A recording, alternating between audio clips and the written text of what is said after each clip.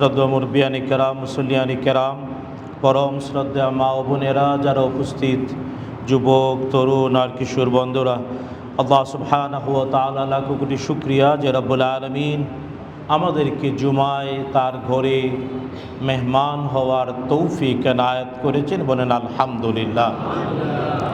আমরা আল্লাহ তাআলার বান্দা, তারই গোলাম। আর আমাদের মৃত্যুর মাধ্যমে আমরা ফিরে যাব কার কাছে? এই জন্যে মৃত্যু মুসিবত। তবে ন্যাচারালি আমরা সবাই মনে করি মৃত্যুর দোয়া হলো ইন্না লিল্লাহি ওয়া ইন্না, এটা আমরা মনে করি, কিন্তু আসলে এটা মৃত্যুর দোয়া না, কিন্তু এটা প্রচলিত হয়ে গিয়েছে। মৃত্যুর সংবাদ শুনলেই সবাই পড়ে ইন্না লিল্লাহি ওয়া ইন্না ইলাইহি রাজিউন। এর অর্থ হলো, এটা সূরাতুল বাকারার আয়াত, এর অর্থ হলো নিশ্চয়ই আমরা সবাই কার জন্যে? নিশ্চয়ই আমাদের মালিক আল্লাহ, আর আমরা সবাই ফিরে যাব কার কাছে? তো মৃত্যুর সংবাদ শুনলে আমরা মনে করি দোয়া করে দিলাম না, এটা হলো নিজের আত্মস্বীকৃতি, নিজেকেও এটা প্রস্তুত করা যে আমাদের মালিককে আল্লাহ, আর আমরা ফিরে যাব কার কাছে? আল্লাহ তাআলার কাছে। পৃথিবী থেকে ফিরে যাওয়ার চূড়ান্ত বাস্তবতা, এর নাম মৃত্যু। এর নাম মৃত্যুর দ্বারা মানুষ ইচ্ছায় অনিচ্ছায় ফিরে যায় কার কাছে? গতদিন বলেছিলাম, যেখানে থেমেছিলাম, যে ব্যক্তির মৃত্যু এবং মৃত্যু পরবর্তী গোসল, কাফন, দাফন, এগুলো হলো ইবাদত। এগুলা কি বলেন? এগুলা কি? আপনারা হারিয়ে ফেলেছেন, মনে করেন এটা ইবাদত না। এই জন্যে আমরা যে যা ইচ্ছা তাই করে না। জানা উচিত ব্যক্তি মৃত্যুবরণ করলো, সে যেই হোক, মৃত্যু থেকে শুরু করে তার গোসল, দাফন, কাফন, জানাজা, সবগুলো ইবাদত, সবগুলো। এবং কেমন পর্যায়ের ইবাদত? ফরজ। বলেন কি পর্যায়ের? বলেন কি? ফরজ। তবে ফরজ দুই প্রকার, একটা আইন আর একটা কিফায়া। তো ফরজে আইন প্রত্যেকের জন্য বাধ্যতামূলক, আর ফরজে কিফায়া সবার পক্ষ থেকে কেউ কেউ করলে আদায় হয়ে যায়। কিন্তু এই মৃত্যু ব্যক্তির গোসল, কাফন, জানাজা, দাফন, এই সব ফরজ, তবে কিফায়া। ফরজে বলেন, ফরজে, এটা ইবাদত এবং ফরজে কিফায়া। কিন্তু দুর্ভাগ্যজনক বিষয়, আমরা আমাদের সমাজে এর ভিতরে অনেক কিছু ঢুকিয়ে দিয়েছি। এটা ফরজের মধ্যে কিছু ঢুকানো যায়? বলেন যায়? যে ঢুকাবে, ইচ্ছা করে ঢুকাবে, সে হলো দিনকে বর্ধিত করে ফেলছে। যেমন জুমার নামাজ কেউ যদি কয় 2 রাকাত সারা জীবন পড়ছি, হুজুর একটু এবার 3 রাকাত পড়ান, তাইলে যে দাবি করবে হে হলো মুরতাদ। সে কি? বলেন, সে কি?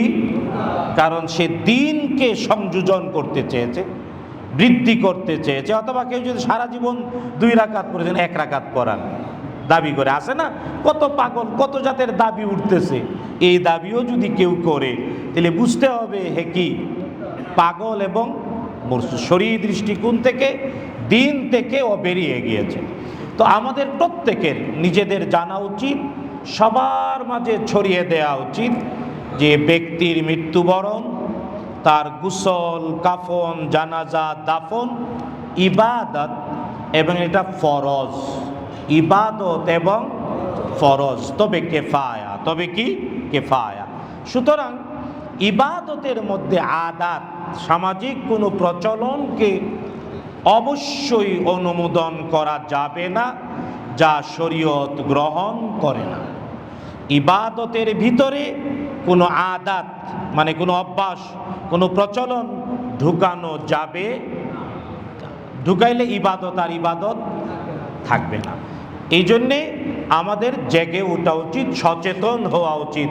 কারণ দুর্ভাগ্য, এরই মধ্যে জানা যায় কাফনে, দাফনে অনেক দুষ্টামি, অনেক বাদরামি কি এবং গা শোয়া হয়ে যাচ্ছে। আল্লাহ হেদায়েত নসিব করুন, বলেন আমিন। 2 নম্বর বলতে চাই, দেখুন মৃত্যু আসলে খুবই বাস্তব, বেঁচে থাকাটাই হলো অবাস্তব। কারণ আল্লাহ সুবহানাহু ওয়া তাআলা তিনি জীবন সৃষ্টি করেছেন, তবে বলেছেন আমাদেরকে জানাতে গিয়ে হুয়াল্লাযী খালাকাল মাউতা ওয়াল হায়াতা। আমরা বলি জীবন আর মরণ, আমরা বলি কি? আর আল্লাহ বলেন, কোরআন বলে মরণ আর জীবন, মরণ আর, বলেন মরণ আর। তাই মৃত্যুটাই স্বাভাবিক, মরে যাওয়াটাই স্বাভাবিক। কখন মরব জানি না, এই জন্যে প্রস্তুত থাকবো। এই জন্যে কি, তবে এটাও আরেকটা বিষয়, আসলে মৃত্যু মানে কি শেষ? আমাদের সমাজে অনেক মনে করে, অনেক মানুষ মনে করে, অনেক শিক্ষিত নামের অশিক্ষিতরা মনে করে আরে মরে গেল, পচে গেল, সব শেষ। আবার ওই যে খালি আত্মার জন্যে দোয়া করে, দেহের জন্যে করে না, ওই মূর্খরা জানে না বিশ্বনবী সাল্লাল্লাহু আলাইহি ওয়াসাল্লাম বলেছেন মানুষের বীজ ধ্বংস, গত জুমায় বলছিলাম, স্মরণ আছে তো? 8টা জিনিস কখনো ধ্বংস, আমাদের আত্মায়ের মধ্যে একটা, আরেকটা হলো কক্সিস, আর এটা কি হাদিসের ভাষায় আযবুদ্দাম, কখনো ধ্বংস হবে না। তো এগুলো আত্মার জন্য খালি দোয়া করেন, দেহের কক্সিসের জন্য দোয়া করবেন না, এগুলো হলো মূর্খতা। আল্লাহ হেদায়েত নসিব করুন, বলেন আমিন। সুতরাং এই যে মৃত্যু মানে কি শেষ? না, মৃত্যু মানে অনন্ত, চিরন্তন, চিরস্থায়ী জীবনের শুরু। এবং আল্লাহ তাআলা কোরআন আল কারীমে আপনারা মিলায়ে দেখবেন, সূরাতুল বাকারা, সূরাতুল বাকারার 260 নম্বর আয়াত, আল্লাহ তাআলা মুসলিম মিল্লাতের পিতা ইব্রাহিম, নাম কি বলেন তো? ইব্রাহিম আলাইহিস সালামের একটা বিষয় তুলে ধরেছেন। ইব্রাহিম আলাইহিস সালাম, সূরাতুল বাকারার 260 নম্বর আয়াত। কারণ অনেকেই মনে করে মৃত্যু মানে শেষ, না, মৃত্যু মানে চিরন্তন জীবনের শুরু। যিনি মৃত্যু দেন তিনি, আল্লাহ বলছেন ওয়াইদ ক্বালা ইব্রাহিম রাব্বি আরিনি কাইফা তুহয়িল মাউতা। ইব্রাহিম একদিন আল্লাহকে বললেন, মুসলিম মিল্লাতের পিতা ইব্রাহিম, ও আল্লাহ আমারে চোখে দেখাও, আমারে 2 নয়নে দেখাও, কাইফা তুহয়িল মাউতা, কেমন করে তুমি মৃতকে জীবন দেবে। আল্লাহ বললেন আওয়ালাম তুমিন, ইব্রাহিম বিশ্বাস করো না, ঈমান নাই? মানে প্রশ্ন যেমন আল্লাহর উত্তরও কঠিন। এখন ইব্রাহিম বললেন বালা, অবশ্যই বিশ্বাস করি। ক্বালা বালা, অবশ্যই বিশ্বাস করি, ওয়ালাকিন লিয়াতমাইন্না কলবি, কিন্তু দেখতে চাই চোখে আত্মতৃপ্তির জন্যে। বললেন ইব্রাহিম, কোরআনের আয়াত পরে দেখেন, সূরাতুল বাকারা 260 নম্বর আয়াত। আল্লাহ বললেন চোখে যেহেতু দেখতে চাও আত্মতৃপ্তির জন্য, ঈমান তো আনছো, ঈমান আনছি। ঈমান মানে গায়ব, ঈমান মানেই না দেখা বিষয়ে বিশ্বাস করা, এর নাম ঈমান। এটি আয়াতের এটা দলিল। আল্লাহ বলেন আওয়ালাম তুমিন, তুমি কি ঈমান আনো না? ইব্রাহিম বলেন বালা। তার মানে ঈমান মানেই চোখে দেখি না এমন জিনিসে, এর নাম ঈমান, মানে গায়ব। ঈমান মানে গায়ব, না দেখে বিশ্বাস করা, এর নাম ঈমান। তো আল্লাহ ইব্রাহিমকে প্রশ্ন করেন, বলে অবশ্যই বিশ্বাস করি, চোখে দেখলে আত্মাটা তৃপ্ত হয়ে যেত। আল্লাহ বলেন ইব্রাহিম ফাখুয আরবাআতাম মিনাত তায়র, ইব্রাহিম আলাইহিস সালাম 4টি পাখি ধরতে আল্লাহ আদেশ করলেন। ইব্রাহিমকে আল্লাহ বলেন জবাই করো, জবাই করে 4টা পাখির মাথা তোমার কাছে রাখো, আর 4টা পাখির গুস্ত, ঠ্যাং, সমস্ত শরীর একেবারে পিস পিস করো, 4টা পাখিকে একেবারে পিস পিস করো। বুখারী রাসূলুল্লাহ সাল্লাল্লাহু আলাইহি ওয়াসাল্লাম বর্ণনা করেছেন বিশুদ্ধ হাদিস, যে আল্লাহ তাআলা বললেন এই 4টা পাখিকে পিস পিস করে একসাথে মেলাও, মিলাইয়া কিছুদিন রাখো যাতে একটু পচন টচন ধরে, বুঝছেন না? তারপরে দূরবর্তী 4টা পাহাড়ে ওই 4টা অংশ করে 4টা পাখি জবাই করে কেটে টুকরা টুকরা করে একসাথে মিলায়া একটু পছন্দ হোক, তারপরে 4 ভাগ করো। কোন পাখির গোশতের টুকরার সাথে কোনটা তো খবর নেই, এই 4 পাহাড়ে দূরবর্তী 4 পাহাড়ে রেখে আসো। তারপরে তোমার কাছে 4টা মাথা আছে না, এটা মুরগ, এটা ময়ূর, এই ধরনের আর কি, নাম ধরে ডাক দাও।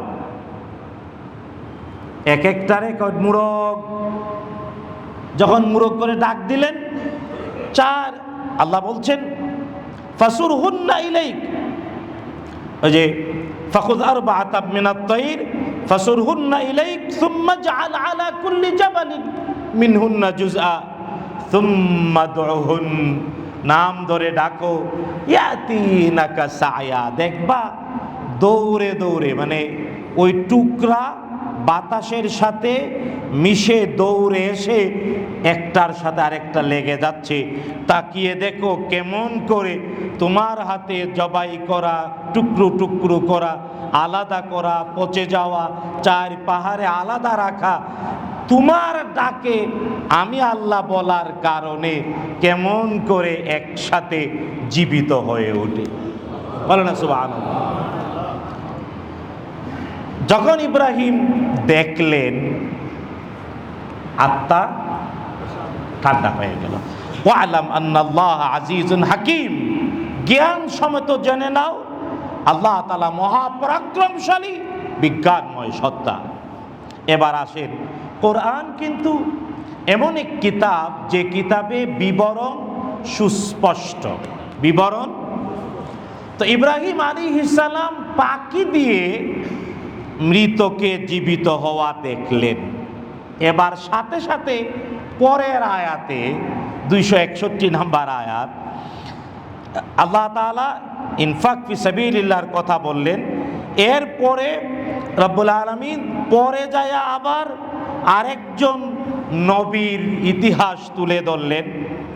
না, এর আগের আয়াতে, আমি ভুল বলছি, আগের আয়াতে 259 নম্বর আয়াতে আল্লাহ তাআলা একজন নবীর বিবরণ দিলেন যিনি নিজেই মৃত থেকে জীবিত হওয়ার দলিল। তার নাম উজায়ের, তার নাম উজায়ের আলাইহিস সালাম। তার মানে আল কোরআন আল কারীম আমাদের সঙ্গে স্পষ্ট করেছে মৃত্যু মানে জীবনের শেষ না, মৃত্যু মানে চিরন্তন, চিরস্থায়ী, অনন্ত জীবনের শুরু। তাই একটা মানুষ অনন্ত জীবনের যাত্রা শুরু করলো, তারই যাত্রাটা পরিচ্ছন্ন হওয়া উচিত, শরীয়তের বিধানের অনুকূলে হওয়া উচিত, নিজেদের মতো দুষ্টামি বাদনামি ঢুকানো উচিত। কিন্তু আমরা করছি না। আল্লাহ হেদায়েত নসিব করুন, বলেন আমিন। তবে শুনুন, কয়েকটা বিষয় আগে বলতে চাই। আমাদের সমাজে এখন এটাও আরেকটা দুর্ভাগ্য, যখন কারো মৃত্যু সখরাত শুরু হয় আমরা হাসপাতালে নিয়ে যাই। কোথায় নিয়ে যাই? আপনারা মনে হয় আমার সাথে নাই নাকি? এটাই এখন আমাদের দেশের বাস্তবতা। যখন বুঝে লোকটা বাঁচবে না, কোথায় নিয়ে যায়? আর নিয়ে কোথায় ঢুকায়? ইসলাম কি বলে শুনেন। ইসলাম বলার আগে বলি, আমি বলেছিলাম হয়তো আমার জীবনের একটা অভিজ্ঞতা। নিউ ইয়র্কে, আমি আমেরিকাতে গেলাম। নিউ ইয়র্ক সিটি গভর্নমেন্ট আমাদেরকে দেখালো। ওই নিউ ইয়র্ক সিটি গভর্নমেন্ট, ওদের হাসপাতালগুলো, ওরা অধিকাংশ মুসলিম না, কিন্তু যখন বুঝে একটা মানুষ তার অন্তিম যাত্রা শুরু হয়েছে, এর নাম সাকরাত, আরবিতে কোরআনে বলে সাকারাতুল মাউত, সাকারাত। ওরা যখন বুঝে সাকরাত শুরু হয়ে গিয়েছে, মৃত্যু নিশ্চিত, মৃত্যুর দিকে আগাচ্ছে, তখন আর যন্ত্রপাতি লাগাইয়া লোকটারে আর 12টা বাজায় না। তখন কি করে? তখন ওই ব্যক্তিটা যে ধর্মের, ওই ধর্মের মূর্খ না, নির্দিষ্ট শিক্ষাগত যোগ্যতা সম্পন্ন লোক নিউ ইয়র্ক সিটি গভর্নমেন্টের তালিকাভুক্ত তারে ফোন করে, তুমি আসো, এসে ধর্মের কথা তারে শোনাও। এটা আমেরিকাতে। আর বাংলাদেশে বলেন, মুহাম্মদুর রাসূলুল্লাহ সাল্লাল্লাহু আলাইহি ওয়াসাল্লাম, বিশ্বনবী সাল্লাল্লাহু আলাইহি ওয়াসাল্লাম বলেছেন, যখন কারো মৃত্যু শুরু হয়ে গিয়েছে, সকরাত শুরু হয়েছে, সকরাত পায়ের পাতা থেকে শুরু হয়, এবং অভিজ্ঞ লোকজন বুঝে যে আর বাঁচবে। নবীজি সাল্লাল্লাহু আলাইহি ওয়াসাল্লাম তখন কিছু আমল, কিছু আদব শিখিয়েছেন। কারণ বিশ্বনবী বলেছেন, ব্যক্তির প্রাণ হল কমে আসার আগ পর্যন্ত, কণ্ঠনালীতে প্রাণ আসার আগ পর্যন্ত তওবা, বলেন তওবা, নবীজি বলছেন তওবা কবুল হয় হাত্তা ইউগারগার, যতক্ষণ না কণ্ঠনালীতে প্রাণ এসে এভাবে আওয়াজ করে।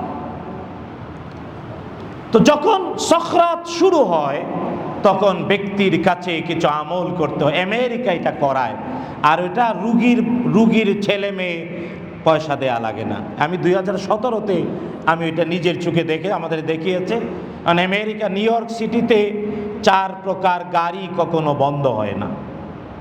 এটা হলো পুলিশ, একটা হলো অ্যাম্বুলেন্স, আর একটা হলো ফায়ার ব্রিগেড, বুঝতে পেরেছেন। চতুর্থ হলো ওই নিউ ইয়র্ক সিটি গভর্নমেন্টে নির্দিষ্ট শিক্ষাগত যোগ্যতা সম্পন্ন বিভিন্ন ধর্মের পণ্ডিতরা, ওরা কোনো সিগন্যাল মানে না, কারণ ওর যাই তুইব তো আসল সিগন্যালে, বুঝছেন না। কয় প্রকার গাড়ি বাংলাদেশে? অ্যাম্বুলেন্সও আটকাই দেন, ফায়ার ব্রিগেডও। আল্লাহ হেদায়েত নসিব করুন, বলেন আমি। তো ওই লোক যিনি ফোন পেয়ে যাত্রা শুরু করে 2017-তে আমি দেখেছি, ওই সময় সে তার বাড়ি থেকে রওনা দিয়ে ওই ব্যক্তির কাছে যায়, যতক্ষণ না মরে ততক্ষণ তাকে সময় দেয়, ধর্মের কথা তাকে শোনায়। যখন মরে গেল তখন বিষয়গুলো বুঝিয়ে দিয়ে চলে, সে বিল করে। 17-তে দেখে এসেছি ঘন্টায় $60, 1 ঘন্টায়, বুঝছেন তো। আর আপনারা কোরআন শরীফ পড়ায় হুজুরে কয় টাকা দেন? আল্লাহ কৃপণদের হেদায়েত করুন। আমিনও আসতে কইছি, আমিন কইতেও কৃপণ। আল্লাহ হেদায়েত করুন, চলে বলেন আমিন। মৃত্যু মানে পৃথিবী থেকে চিরজনমের বিদায়, চিরস্থায়ী জীবনের যাত্রা। ওই সময়ে ব্যক্তির কাছে তালকিন করতে হয়, তালকিন, কালিমার তালকিন। তার কানের কাছে বলতে হয় লা ইলাহা, লা ইলাহা। তবে এই বলতে হয়, বলো না, শুধু কানের কাছে লা ইলাহা। আর আপনারা হাসপাতালে ঢুকায় দেন, ওখানে কেউ কয়। এই জন্যে ওসিয়ত করে যাবেন। আমি বলতে চাই সবাইকে, এটা আমার দায়, এটা আমার দায়িত্ব। কারণ একটা মানুষ জীবনের শেষ মুহূর্তে একবার যদি বলে লা ইলাহা, বিশ্বনবী বলেছেন দাখালাল জান্নাহ, ও কোথায় চলে গেল? আর আমরা এই পরিবেশটাই নাই। আমেরিকার নিউ ইয়র্কের মতো সিটি গভর্নমেন্ট এটা করে, এটা ইসলামের শিক্ষা। ব্যক্তির যখন অন্তিম যাত্রা শুরু, তখন তাকে যার কাছে ফিরে যাবে তার সাথে পরিচয় করাও, তার পাশে লা ইলাহা তালকিন করা। 2 নাম্বার, ওই ব্যক্তি তার যদি কোনো অপরাধ থাকে আপনি জানেন, কারণ যতক্ষণ তখন কথা বলতে পারে, কিন্তু জবানও বন্ধ হয় আরো পরে। যখন সকরাত শুরু হয় তখন কথা বলতে পারে। তখন ব্যক্তির অন্য মানুষের প্রতি জুলুম করেছে, অনাচার করেছে, থাকতে পারে না। তো বেঁচে থাকা অবস্থায় যাদের প্রতি জুলুম করেছে তাদের কাছ থেকে ক্ষমা নিতে পারে না, মানুষের কাছ থেকে ক্ষমা নেওয়ার আগে যদি মরে যায় আল্লাহ মাফ করবেন? মানুষের অধিকার আল্লাহ ক্ষমা করবেন না? না না, হাজার হুজুর হাজার পীর গুইলা খাওয়াই দিল কাম হবে না। বুঝতে পেরেছেন? তো সুতরাং সকরাত শুরু হলো, মানুষের জীবনে অন্ধকার থাকতেই পারে, পারে না? পারে না। ওই মুহূর্তে শুধু তাই না, ঋণের কথা বলে যাবে। কারণ যার ঋণ আছে, যদি ঋণ যার কাছ থেকে নেওয়া ঋণের দাতা যদি ক্ষমা না করে আল্লাহ ক্ষমা করবেন। বিশ্বনবী সাল্লাল্লাহু আলাইহি ওয়াসাল্লাম বলছেন, শহীদ বিনা হিসেবে জান্নাতে যাবে, কিন্তু শহীদও আটকে যাবে যদি ঋণ থাকে। শহীদও আটকে যাবে যদি কি থাকে? অনেক মানুষই মরে যায়, বলে যেতে পারে না। এই জন্য সকরাত শুরু হলে জিজ্ঞেস করতে হয়, ঋণ আছে কার কাছে, কত বলো। বুঝতে পেরেছেন? শুধু তাই না, নবীজি সাল্লাল্লাহু আলাইহি ওয়াসাল্লাম বলেছেন, ব্যক্তি মৃত্যুর আগে ওসিয়ত করতে পারে, ওসিয়ত। এবং এই ওসিয়ত দুই ব্যাপারে, একটা হলো উৎসাহিত করা হয়েছে ওসিয়তের ব্যাপারে, আরেকটা ওসিয়ত ওয়াজিব। একটা ওসিয়ত উৎসাহিত করা হয়েছে, আরেকটা ওসিয়ত, বলেন কি বলছি? লোকেরা কয় না, বলতে হবে। আরেকটা ওসিয়ত ওয়াজিব। একটা ওসিয়ত যে ব্যাপারে উৎসাহিত করা হয়েছে তা হলো ব্যক্তির সম্পদ আছে, টাকা পয়সা আছে, বাড়ি গাড়ি আছে, সর্বোচ্চ 1/3, 3/1 ইসলামের জন্য দান করতে পারে। বলতে পারে মসজিদের জন্যে, মাদ্রাসার জন্যে, এতিমখানার জন্যে। টোটাল সম্পত্তির 3/1 অথবা এর কম, এর বেশি হলে জায়েজ নাই। বুঝতে পেরেছেন? 2 নাম্বার যে ওসিয়ত ওয়াজিব, তা হলো যদি কোনো ব্যক্তি জীবদ্দশায় তার ছেলে মারা যায়, মেয়ে মারা যায়, নাতি নাতনি এতিম হয়, ব্যক্তি জীবদ্দশায় নাতি নাতনি এতিম হয়েছে, ওই দাদা দাদি, নানা নানি, তাদের জন্য ওয়াজিব, তাদের জন্যে মরার আগে ওই এতিম নাতি নাতনির জন্যে ওসিয়ত করে যাবে। যদি না করে জান্নাতে যাবে না। যদি এতিম নাতি নাতনির জন্য ওসিয়ত না করে তাহলে জান্নাতে, বা আপনারা মনে হয় আজকে নয়া শুনছেন, আমাদের দেশে আল্লাহ মাফ করুক অনেক আছে, এতিমকে গলা ধাক্কা দিয়ে বের করে দেয় চাচারা, ফৌত কিচ্ছু পাবে না। আল্লাহ তাআলা নির্ধারিত অংশ দেন নাই, কিন্তু ওয়াজিব দাদা দাদি নানা নানির জন্যে, ওই এতিমদের জন্য ওসিয়ত করে যাবে। যদি না করে ওদেরকে মাহরুম করলো, জান্নাতের আশা করা। মৃত্যুর আগে এই কাজগুলো করতে হয়। আপনারা হাসপাতালে ঢুকাই দেন, ওখানে নার্সরাই এই কাজগুলো ভালোভাবে করে না, নাকি করে না? হ্যাঁ, তাইলে এগুলা করা উচিত না উচিত না? বলেন, এটা একটা সামাজিক আন্দোলন তৈরি করা উচিত। পারবেন? পারবেন নাকি আমার সাথে নাই সবাই? আসেন, হাত তুলে বলেন ইনশা ইনশা। এটা একটা সামাজিক আন্দোলন করা উচিত যে একজন মানুষ মরবে, এটা স্বাভাবিক, মরতেই হবে। যখন বুঝবো ওর মৃত্যুর যাত্রা শুরু হয়েছে, তখন আর এই অস্ত্র শস্ত্র লাগায়া, নাকি ভাই, যন্ত্রপাতি লাগায়া নার্সের ওই ভিতরে দরকার নাই। তখন তার কাছে কালিমার তালকিন করেন, তাকে গুনাহ যা করেছে মানুষের কাছ থেকে ক্ষমা নেওয়ার ব্যবস্থা করেন, তার ঋণের হিসাব লন এবং ওসিয়ত করতে বলেন। শুধু তাই না, যতক্ষণ দেহে প্রাণ আছে ততক্ষণ ব্যক্তির সামনে সূরা ইয়াসিন পড়া যায়। কি পড়া যায়? কি পড়া যায়?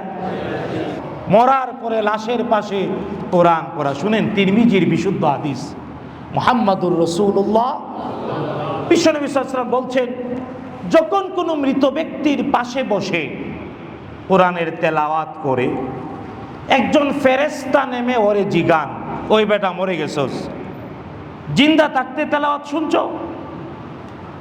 জিন্দা থাকতে তেলাওয়াত করছো, শুনছো? নবীজি বলছেন, যদি মাইয়েত বলে হ্যাঁ আমি জীবিত থাকতে তেলাওয়াত করেছি এবং শুনেছি নিয়মিত, তাইলে কিছু পুরস্কার হতে পারে বাচ্চা যারা পড়ে তাদের নিয়তের ভিত্তিতে। যদি নিয়ত করে তেলে নেবে না, পাশে পয়সা পড়লেই হবে না, নিয়ত লাগবে। আর যদি কয় না জিন্দা থাকতে তো আলিফ বা তা সা পড়ি নাই, শোনাও তো হয়, তাইলে উল্টো শাস্তি শুরু হয়ে যায়। বলেছেন মুহাম্মাদুর রাসূলুল্লাহ। এখন যারা গর্মি দেখায়া, মাফ করবেন ভাই, মাফ করেন, বুঝার জন্য বলছি, যে মূর্খরা না বুঝার কারণে জীবিত থাকতে পড়ে না, জীবিত থাকতে শুনে না, জীবিত থাকতে কয়জন হাফেজ বাচ্চাদের নিয়ে কোরআন তেলাওয়াত শুনাইছেন? আছে যারা ইমানের দৌলতে ধন্য, তারা করে, খুব অল্প, গণনায় পড়ে না, কিন্তু এই অভ্যাসটা করবেন, করবেন ইনশাআল্লাহ। হাত তুলেন, বলেন ইনশাআল্লাহ। জীবিত যতক্ষণ পড়ব এবং শুনব। বন্ধুগণ, হ্যাঁ, যখন ব্যক্তি মারা গেলেন মৃত্যুর সাথে সাথে কিছু বিষয় করা উচিত। আমাদের দেশে এটা অনেকেই এটা, আরেকটা বিষয় ভুলে গেছি, এটা বলা উচিত। হ্যাঁ, যখন সাকরাত শুরু হয়, যখন একজন মানুষ পৃথিবীতে দেহের ভিতরে প্রাণটা আসে, বেরিয়ে যায় নাই, ফেরেশতা গ্রেফতার করতে শুরু করেছে, তখন প্রত্যেকটা মানুষ একটা আমলের কথা বলতে পারেন কি আমল? এক দুইজন কইছে, বলেছি এটা আল্লাহ তাআলা সূরাতুত তাহরীমের 10 নম্বর আয়াতে বলেছেন, ব্যক্তি যখন জীবন মৃত্যুর সন্ধিক্ষণে সাকরাত শুরু হয়ে যায়, পায়ের পাতা থেকে প্রাণের গ্রেফতার শুরু হয়ে যায়, কণ্ঠনালীতে আসে নাই, দেহের ভিতরে প্রাণটা আসে, চোখের পর্দা সরে যায়, ফেরেশতা দেখতে পায়, আখিরাতের অবস্থান দেখতে পায়, আত্মীয় স্বজনের কথাবার্তাও শুনে, তখন একটা আমল করার কথা বারবার বলে, আল্লাহ আমার একটা মুহূর্ত সুযোগ দাও, ফাসাদ্দাক, আমি দান করব, হালাল টাকা দান করব। কি করব? হালাল টাকা সাদাকা, এর নাম কি? এই জন্য হারাম টাকা সাদাকা হয় না। ঘুষের টাকা, সুদের টাকা, ভাই বোনের সম্পত্তি মেরে দেওয়া টাকা সাদাকার জন্য শর্ত হালাল টাকা আল্লাহর ভালোবাসায় দান করবে। এটা মৃত্যু পথযাত্রী ব্যক্তি, জীবন মৃত্যুর সন্ধিক্ষণে থাকা ব্যক্তি বারবার আফসোস করে বলে, জানিয়েছেন কে? এই জন্যে যখন কারো সাকরাত শুরু হয় তখন তার জন্য সদকা করবেন, আমল করবেন ইনশাআল্লাহ। হ্যাঁ, যখন ব্যক্তি মারা যায়, রাসূলুল্লাহ সাল্লাল্লাহু আলাইহি ওয়াসাল্লাম বলছেন, এটা সহিহ মুসলিমের হাদিস, ইন্নার রূহা ইযা কুবিদা তাবিআহুল বাসার, আত্মা যখন বেরিয়ে যায়, দেহ থেকে আত্মা যখন বেরিয়ে যায়, চোখ তাকে অনুকরণ করে, চোখ দিয়া দেখে। এই জন্যে প্রত্যেক মৃত ব্যক্তির চোখটা খোলা থাকে প্রাণ যখন বেরিয়ে যায়। কারণ 30 বছর, 40 বছর, 70 বছর, 80 বছর, 100 বছর দেহের ভিতরে যাকে নিয়ে সংসার করলো, ওরে একদিনই দেখতে পায়। কখন? ফেরেশতা যখন নিয়ে যায়, ফেরেশতা যখন দেহের ভিতর থেকে রূহটা বের করে ফেলেন। কোত্থেকে? সূরাতুল ওয়াকিয়াতে আল্লাহ বলছেন, ফালাউলা ইযা বালাগাতিল হুলকুম, কণ্ঠনালী, কণ্ঠনালীতে ফেরেশতারা এনে, মৃত্যুর ডিপার্টমেন্টের ফেরেশতারা এনে খুঁটা দেন, আর মালাকুল মউত কণ্ঠনালী থেকে প্রাণটা ধরে নিয়ে যান। তো যখন প্রাণটা ধরে নিয়ে যান, চোখে তখন তাকায়, এই জন্য চোখ খোলা থাকে, এবং চোখেই প্রথম স্পষ্ট হয় বেঁচে আছে না বেঁচে নাই। বুঝছেন? একজন জীবিত মানুষের চোখ দেখেন, আর একজন মৃত মানুষের মনিটা কি হয়ে যায়? ফ্যাকাশে হয়ে যায়। কুরবানি দিলে জীবিত মৃত মানুষ দেখতে পারলেন না, বাদ দিলাম, জবাই করলে গরু বকরি অথবা কুরবানি দিলে দেখেন, জীবিত গরুর চোখ তাকাইয়ে দেখেন, আর যখন জবাই করে ফেললেন প্রাণটা চলে গেল, তাকাইয়ে দেখেন ওর চোখের মনিটা ফ্যাকাশে নাই।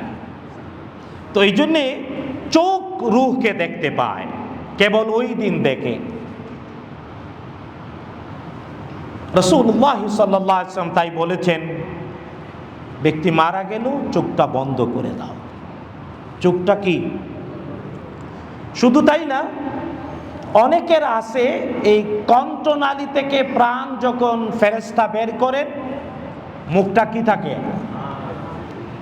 এই জন্যে হাদিসে নবীজি এটাও আদেশ, চোয়ালটা বেঁধে দাও, মুখটা কি করে দাও? বন্ধ করে দাও। 3 নম্বর, রাসূলুল্লাহ সাল্লাল্লাহু আলাইহি ওয়াসাল্লাম বলছেন সমস্ত শরীরটা ঢেকে দাও। আর ঢাকাটা সম্মানের জন্য। কিসের জন্যে? কিসের জন্যে? আমাদের দেশে অনেক লোকজন আছে মারা গেলে এটা পুরনো চাদর দিয়ে ঢাকে। বিশ্বনবী সাল্লাল্লাহু আলাইহি ওয়াসাল্লাম বলেছেন, ব্যক্তি মারা গেল সবচেয়ে ভালো জিনিস দিয়ে তাকে ঢাকো। আল্লাহ রাসূল সাল্লাল্লাহু আলাইহি ওয়াসাল্লাম তিনিও যখন ইন্তেকাল করলেন, ইয়ামানি চাদর দিয়ে তাকে ঢেকে দেয়া। কি চাদর দিয়ে? ওই সময়ের রাজকীয় পোশাক দিয়ে ঢেকে দেয়া। এই জন্য ব্যক্তি মারা গেল তাকে সম্মান দেখাও আদেশ করেছেন মুহাম্মাদুর রাসূলুল্লাহ। তারপরে দ্রুত গোসলের ব্যবস্থা করানো। গোসল কে করাবে? আত্মীয় স্বজন করাবে। কিন্তু আফসোস, আমাদের আত্মীয় স্বজনরা ভয় পায় নাকি? আচ্ছা, ব্যক্তি মারা গেল, ভয় পাওয়ার কিছু আছে? কিন্তু আমাদের সমাজে বাবা মারা যায়, মা মারা যায়, ছেলে মেয়ে কাছে আসে না। আমি কি ভুল বলতেছি? মারা গেলে কি ভয় পাইতে হয়? আপনজন চিরবিদায় দেবেন, গোসলটা আপনজন করাবে। হ্যাঁ, হয়তোবা গোসল করানোর নিয়ম নীতি জানে না, কিন্তু হ্যাঁ, গোসল করানোটা ফরজ। গোসল করানোটা জানতে হবে, জেনে নিয়ে করবেন। মাইয়াতকে গোসল করানো অনেক বড় সওয়াবের কাজ। শুধু তাই না, গোসলের পরে জানাজা, আমি শর্ট করে ফেলতেছি, জানাজাটাও ফরজ। জানাজাটাও কয় তাকবীরে জানাজা? কয় তাকবীরে?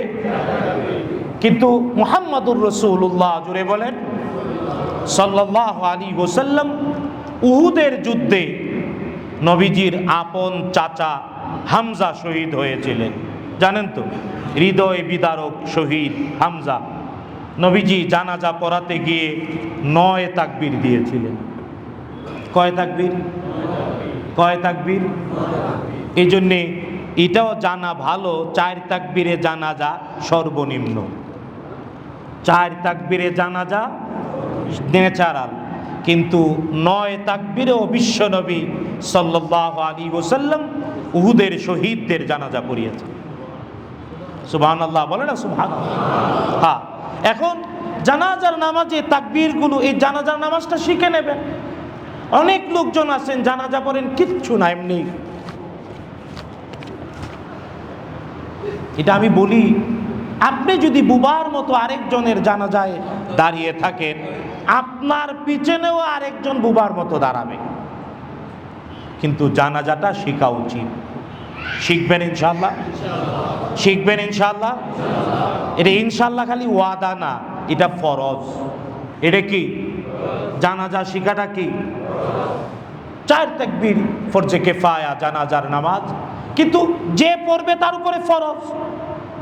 এই জন্যে প্রথম তাকবীরের পরে কি, দ্বিতীয় খুব সহজ, একটু শিখে নেবেন, পারবেন ইনশাআল্লাহ। বাচ্চা কাচ্চা ছেলে মেয়েকে শিখাবেন, চেষ্টা করবেন এটা তৈরি করতে যে আমার জানাজা আমার বাচ্চা যাতে পড়ায়। জানাজা নিজের সন্তান যাতে পড়ায়। কারণ হ্যাঁ, আছে এমন অনেক ভালো মানুষ মাইয়ের সামনে থাকলেই হৃদয় থেকে, আত্মা থেকে জানাজা পড়ায়, কিন্তু এদের সংখ্যা কি বেশি? অনেক কম। আপনার বাচ্চা যতটা আত্মা থেকে আপনার জন্য দোয়া করবে, আরেকজন তো তা ইল্লা মাশাআল্লাহ। আর জানাজার দোয়া আমরা আমাদের সমাজ ন্যাচারালি আল্লাহুম্মা গফির লি হাইয়িনা ওয়া মাইয়িতিনা ওয়া শাহিদিনা ওয়া গায়িবিনা ওয়া সাগীরিনা ওয়া কাবীরিনা ওয়া যাকারিনা ওয়া উনসানা আল্লাহুম্মা মান আহইয়াইতাহু মিন্না ফাআহইহি আলাল ইসলাম ওয়া মান তাওয়াফফাইতাহু মিন্না ফাতাওয়াফফাহু আলাল ঈমান। এটা আমরা পড়ি, কিন্তু এটা নবীজি খুব অল্প পড়েছেন, শিখিয়েছেন।